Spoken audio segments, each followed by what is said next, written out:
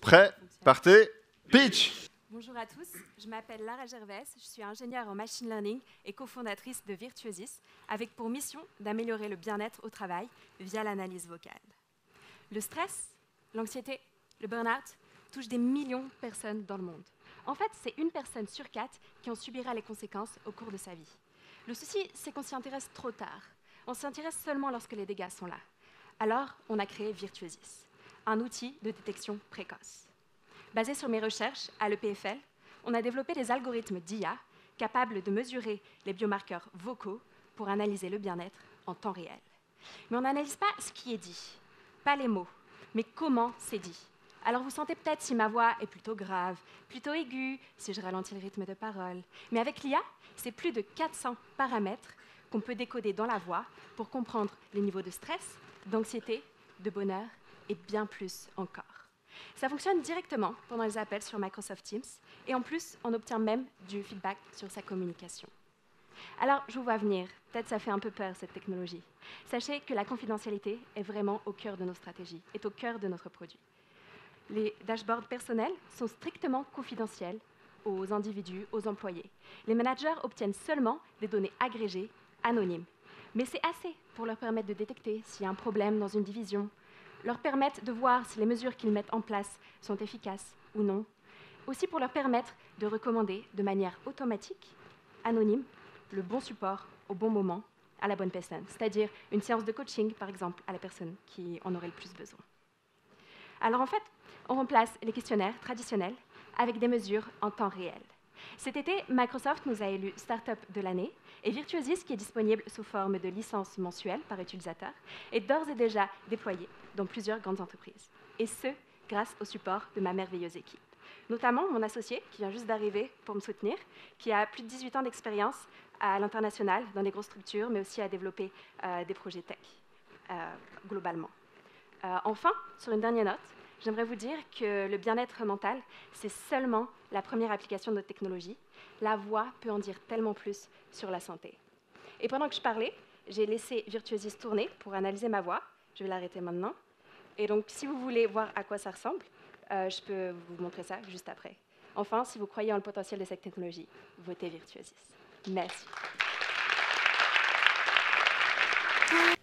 Non, c'est intéressant. Après, c'est vrai que moi, j'aime bien les discussions à la machine à café pour sentir un peu le pouls des employés. Mais vous avez dit d'une part que les données étaient totalement anonymes, puis en même temps que ça permettait au RH de créer des workshops ou bien des mesures spécifiques à un besoin d'un employé. Donc, je ne comprends pas comment vous réconciliez en fait des données anonymes avec un cas spécifique. Tout à fait, votre question est très pertinente. Alors, si après vous regardez rapidement sur le dashboard, en fait, là, ça dépend de mes scores. S'ils sont trop bons, il n'y a pas de conseil, je ne sais pas. Mais par exemple, si j'ai pas mal d'anxiété ou du stress, dedans, en fonction de mon score, ça va apparaître automatiquement les ressources qui ont été mis dans les paramètres par l'entreprise. Donc, par exemple, il y a 1000 employés, ils n'ont que 100 licences pour une app de méditation, et ben, ça va permettre de l'allouer de manière efficace. Pareil pour des séances de coaching et d'autres services. Donc, ça ne passe pas du tout par l'entreprise au final. Parfois, ils ont même des ressources comme externes, comme des psychologues qui peuvent référer. Merci. Il y a une deuxième question, peut-être de Raphaël. Alors, c'est un peu dans la même lignée. Comment vous pouvez vous assurer que ce genre d'outil ne va pas être utilisé à des fins un peu moins éthiques? Je pense par exemple au contrôle des employés d'un call center. Parce que du coup, je pourrais contrôler sur leur façon de répondre et les mesurer sur est-ce qu'ils sont gentils, aimables, etc.